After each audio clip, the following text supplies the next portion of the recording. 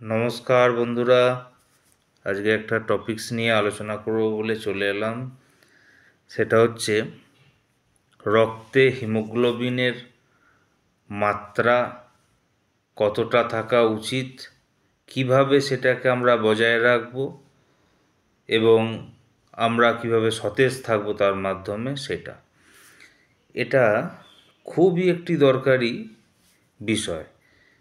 একটা তথ্য দেখে এটা নিয়ে একটু পড়াশোনা করছিলাম। সেটা হচ্ছে ভারতবর্ষের প্রায় ধরে নিন 40 থেকে 45% মেয়েদের মধ্যে বা মায়েদের মধ্যে এই হিমোগ্লোবিনের যে স্বাভাবিক মাত্রা, সেই মাত্রাটা কিন্তু কম থাকে। অর্থাৎ মেয়েদের যেটা স্বাভাবিক মাত্রা সেটা হচ্ছে 12 গ্রাম পার ডেসিলিটার, সেটার থেকে কিন্তু কম থাকছে ভারতবর্ষের মতো দেশে। সেটা অলমোস্ট 40 থেকে 45% ফিমেলদের। আর মেলেদের ক্ষেত্রে এটা স্বাভাবিক পরিমাণ হচ্ছে 13 গ্রাম পার ডেসিলিটার। এখন সর্বপ্রথম যেটা বুঝতে হবে যে হিমোগ্লোবিন জিনিসটা কি।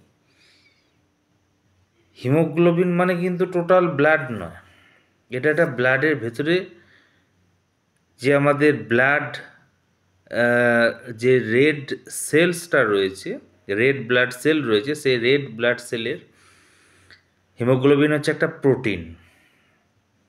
আর এই হিমোগ্লোবিনের ভেতরে থাকছে দুটো পার্ট, সেটা হচ্ছে আয়রন এবং অক্সিজেন গ্যাস। তাহলে কত সূক্ষ্মতে গেলে আমরা বুঝতে পারবো যে হিমোগ্লোবিন কিন্তু টোটাল রক্ত নয়, কিন্তু রক্তের সর্বের থেকে গুরুত্বপূর্ণ উপাদান হচ্ছে হিমোগ্লোবিন। কারণ হিমোগ্লোবিনের মাত্রা যখনই কমে যাবে আপনার সেটাই হচ্ছে অ্যানিমিয়া বা রক্ত অল্পতা। আর স্বাভাবিক মাত্রা সেটা একটু আগে বলে দিলাম, 13 আর 12 মেল ফিমেলদের জন্য। আর ওই ভয়ঙ্কর তথ্য, তাহলে এটা সম্পর্কে সম্যক ধারণা প্রত্যেকটা মানুষের থাকা উচিত। তার সঙ্গে বিশেষ করে এখন যেহেতু এটা একটা বার্নিং প্রবলেম মেয়েদের, সেহেতু মেয়েদের এই বিষয়ে জানাটা খুব জরুরি। এবারে প্রথম হচ্ছে যে কিভাবে বোঝা যাবে যে হিমোগ্লোবিনের মাত্রা কমতে পারে। টেস্ট করলে তো ধরাই যায়, কিন্তু আমরা তো সবসময় টেস্ট করে করে বেড়াই না মধ্যবিত্ত পরিবারে। এর কতগুলো সিমটমের মধ্যে 5 গোল্ডেন সাইন্স, অর্থাৎ 5টা গোল্ডেন সাইন দেখে বোঝা যায়। আপনার প্রথম যেটা হচ্ছে চুল পড়া।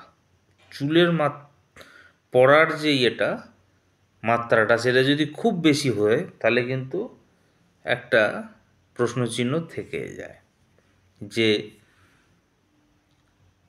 এটা ওখান থেকে আসছে না তো। 2 নম্বর হচ্ছে সেটা হচ্ছে যে ডার্ক সার্কেলস, অর্থাৎ চোখের তলায় যে কালো দাগটা থাকে, সেই কালো দাগ, যে চোখের তলায় কালো দাগ আছে, এটা কিন্তু অনেক সময় হিমোগ্লোবিনের মাত্রা কমে গেলে হয়, আয়রন ডেফিসিয়েন্সির জন্য হয়।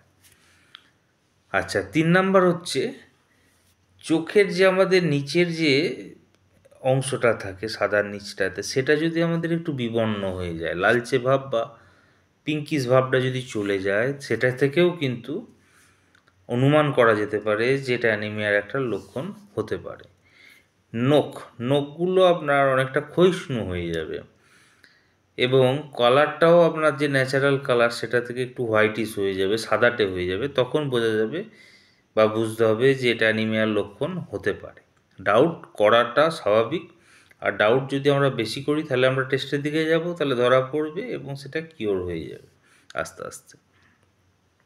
এই 5টা সাইনকে কিন্তু সবসময় খেয়াল রাখতে হবে। হেয়ার ফল, ডার্ক সার্কেলস, আইপিএল হয়ে যাওয়া, আপনার বিটলস নেলস আর ড্রাই স্কিন, এই 5 গোল্ডেন সাইন্স।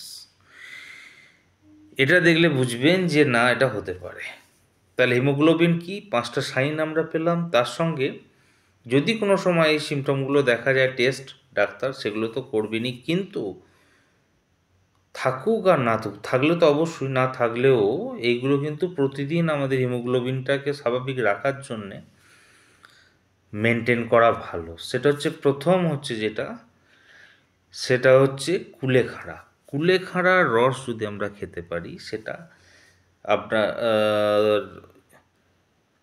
সেটা আমরা থেতো করে বা কোনো মিক্সিতে করে সেটাকে ছেঁকে নিয়ে খেতে পারি, অথবা সেটাকে জলে ফুটিয়ে তাকে ছেঁকে নিয়েও খাওয়া যায়। এই দুটো প্রকারই খাওয়া যায়। এই কারণেই কুলেখাড়াকে 1 নম্বরে রাখলাম। সেটা হচ্ছে কুলেখাড়ার রসে ভিটামিন সিও পর্যাপ্ত পরিমাণে থাকে, আয়রনের পাশাপাশি, হিমোগ্লোবিনের পাশাপাশি, যেটা আমাদের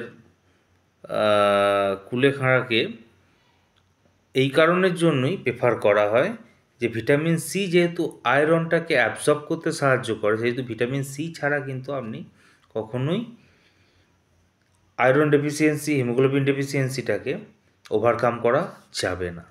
তাহলে ভিটামিন সিটা কিন্তু চায় এই হিমোগ্লোবিন মাত্রাটাকে স্বাভাবিক রাখার জন্য। সেই জন্য কুলেখাড়ার রস যখন খাবেন আরও ভালো হয় যদি লেবুর রস দিয়ে দেওয়া যায়। লেবুর রসটা যখনই দেওয়া হবে তখনই কিন্তু সেটা 100% একটা একদম মেডিসিনের মতো কাজ করবে। 7 দিনের মধ্যে এটা কিওর হয়ে যায় অনেক সময়। এই দুটোকে যদি আমরা